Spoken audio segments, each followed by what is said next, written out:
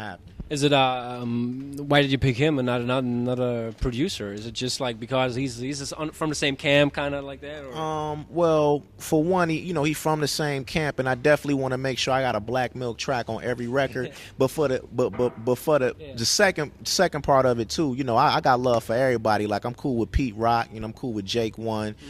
Super Dave West, the whole nine. But really, I had like a time schedule that I was on, and they was like, if you don't put this record out at this certain amount of time, it ain't coming out. So I was like, bet. And Black was the closest cat to me, so I just went through his stash and made it happen. Yeah, and how did the features happen then? I mean, like whether before you even planned on doing it, because like 3.5 weeks is kind of a short time to just get to holler out to these guys and just get them in. Well, you know what, like our studio is like a Superman Metropolis thing. Like it's like all the super rappers come to our studio. All right. So it's like basically, you know what I'm saying, you can walk in any given day and see Guild on the mic with Royce, you know what I'm saying, or me with Fat Ray or whatever. And I mean, so they was already in the studio. So as soon as we needed them, they just got up off the couch and just, spit their little, they 16 or whatever for me. And that's how it went down. That's good to hear. Let's talk about because you're solo again, and how's it different? Like from being like first you were solo, then you came to Slum Village. Right. You in a group, you had to do different things, like for example, spitting fewer bars and stuff like that. Right. But how's it now back being solo? Is it kind of you feel free, or is it different? Or I feel free as far as like, what I wanna say on the mic. I mean, I get to say what I want to say with Slum Village, but still, it's like a compromise. Like when you in a group, it's you and your partner got to be comfortable with saying certain things. One thing though, I feel like, Slum Village is like right here. Like the name is right here. I feel like as far as Elzhi, my name got a hold. I'm trying to get my name to hold the exact same weight that Slum Village is holding. Right, so, I mean, that's why, I'm opening up for Black. Because, see, Black, he been doing this thing for a minute on a solo tip. And, I respect that. I feel like he incredible with it.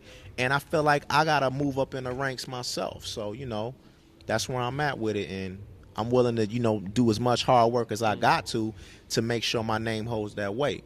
All right. What are your future projects? You talked about already about the new Slum Village Shine. How far is it in the making, and what other things you got going on? Well, one Slum Village record is done. Now we working on a whole nother record. Oh, all right. So we got. Well, when is that coming out then? Well, you expect that like later on this year. I can't really give you an exact date for it, but one is like done. Boom, that's out the way. Now we got I think we 4 songs deep for the other record. Yeah. So that's gonna be crazy. I got the Cold Steel project I'm doing with Fat Cat. That's gonna be insane. We already. How far is that? We got like 2 or 3 joints, man, right now. Crazy. Is it just you guys, or you have any features on there too? And who's producing? Well, Black mostly. Right, Black and my man Astronaut from Paris. So he doing his thing. Like I said, once again, the Elmatic. I want to plug y'all on that. Just so everybody be aware when that's dropping, and that should be dropping like sometime next month. And, just a bunch of, little treats that I might throw on the internet or whatever for people to hear, you know what I'm saying, just to keep people up to date with what I'm doing, That's good to hear. Okay, let's come back because we talked earlier before we started the interview about shoes. Yeah. What are your favorite shoes? Right now I'm rocking the Creative Rex. You know what I'm saying? Crazy colors. Yeah. Yeah, man, I'm a big sneaker head, man, sneaker fan or whatever. I mean, I like all different types of shoes, man. From the Creative Rex, I got Louis Vuitton boys. I got Gucci. Did you check those the Louis Vuitton Kanye joined? I heard about them. I heard they. I think they're.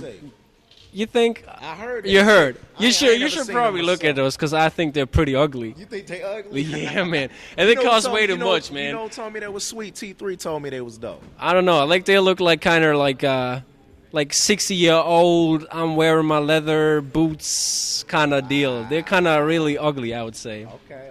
They're not like I wouldn't put them on my feet though, but okay. I gotta see them. It's a question of taste. Right. I gotta see them. I ain't saw them yet. So. Yeah. What about the dunks? You dunk wear or? I like dunks. Don't get me wrong, but I was rocking dunks for so long, and then all of a sudden, boom, everybody was just rocking dunks, and I'm so I'm so different with it, man. Like once everybody do something or move to the right, I'm gonna move to the left. So all right, I see. That's how I do. Always against the brush. Right. Going against the grain. Yeah, that's right.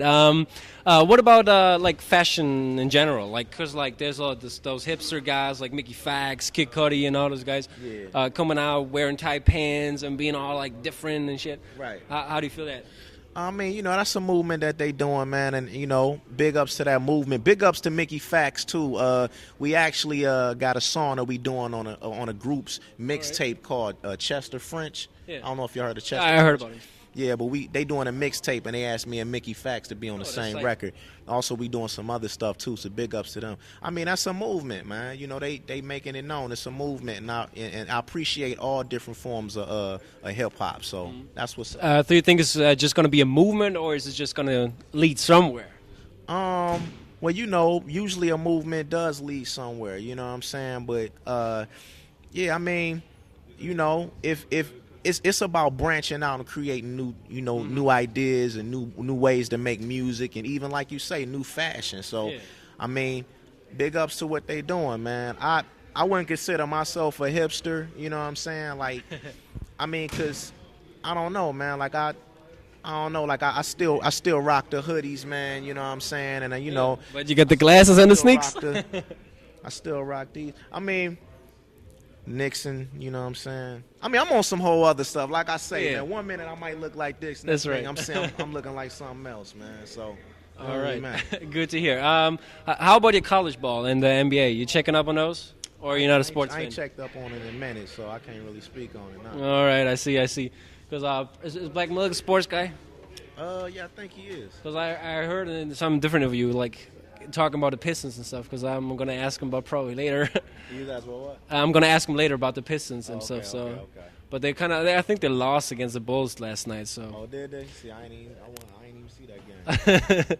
Yeah, it's been on late night. But okay, Elzhi, thanks for taking the time talking to us. I really enjoyed it. Yeah, it's all okay, good. peace out.